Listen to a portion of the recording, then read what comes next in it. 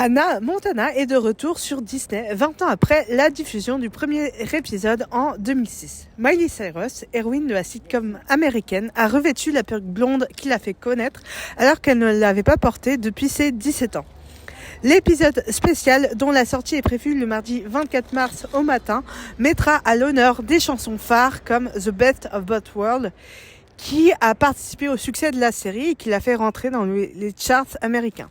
En 2006, l'album issu de la série devient le premier d'une série télévisée à débuter numéro 1 au Billboard 200, donc à entrer dans les charts, classement des albums les plus populaires aux États-Unis. À l'époque, en face d'Hannah Montana, il y a Black Parade de My Chemical Romance dans le top, ce qui montre bien la préférence des Américains à ce moment-là. Deux autres albums de Hannah Montana paraîtront en 2007 et 2009 et rencontreront un fort succès commercial. Mais ce n'est pas tout. Ces albums-là seront vendus à plus de 4 millions d'exemplaires.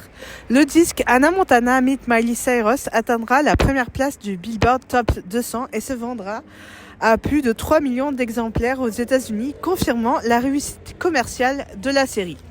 2 ans plus tard, Hannah Montana The Movie atteindra les 2 millions d'exemplaires et se classera en tête du Billboard 200 dès sa sortie grâce à la chanson The Climb qui, à l'époque, n'a pas plu au réalisateur du film et à Disney puisqu'il la jugeait trop mature. Et c'est le père de Miley, Billy Ray Cyrus, qui a insisté pour qu'elle y soit. Le morceau deviendra le plus populaire de toute la franchise.